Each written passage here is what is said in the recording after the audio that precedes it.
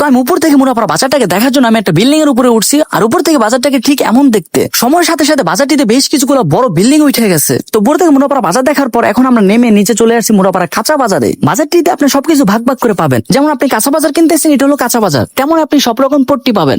যেমন আপনি চাল পট্টি পাবেন, মাছ পট্টি পাবেন, স্বর্ণ পট্টি পাবেন, গুড় পট্টি পাবেন, মিষ্টি পট্টি পাবেন, তেল পট্টি পাবেন, কাঁচা বাজার পট্টি পাবেন, কাঠ পট্টি পাবেন, এমনকি ফল পট্টি বলেন বা মুদি যে মালগুলো আছে সেই পট্টিও আছে। সবকিছু আলাদা আলাদা ভাগ করে আপনি যেই সাইডে যাবেন সেই সাইডের ওই মালটা পেয়ে যাবেন। একটা সময় মুনাপাড়া বাজারটি একটু এলোমেলো ছিল, তারপর বাজারটিতে যারা দায়িত্ব ছিল তারা নতুন করে বাজারটিকে গুছায় তুলছে। আর আমি এখন যেতেছি গুদারঘাট, এখান থেকে আপনি ওপার চলে যেতে পারবেন। মুনাপাড়া বাজার যেমন বিখ্যাত, এই গুদারঘাটও কিন্তু বিখ্যাত। ওপারে মানুষ একটা সময় এপারে এসে বাজার করতো, হাটঘাট করতো। মুনাপাড়া হাট হয়তো ছোট হয়ে গেছে, কিন্তু মানুষের পারাপার বন্ধ হয়নি। ঠিক আগের মতনই সবকিছু আছে, আগের মতনই ঠিক চলাফেরা। মাঝি নৌকা দিয়ে এপারে মানুষ ওপার নিতেছে, ওপারে মানুষ এপারে আনতেছে। আর এটি হলো শীতলক্ষা নদী। কালের পরিবর্তনে অনেক কিছু পরিবর্তন হয়, আর নদীতেও অনেক পরিবর্তন হয়েছে। যেমন ছোটবেলা শুনতাম এই নদীতে জাল ফালাইলে মাছ পাওয়া যেত, কিন্তু এখন আর পাওয়া যায় না। কারণ দিন যেতেছে যে হারে নদী দূষণ বাড়তেছে, ভাই মাছ কিভাবে বেঁচে থাকবো? শুধু একটা জেলার জন্য না, পুরো দেশের জন্য নদী খুবই ইম্পর্টেন্ট। তাই সময় থাকতে উদ্যোগ না নিলে একদিন ঠিকই আমরা নদীকে হারাই ফেলাম।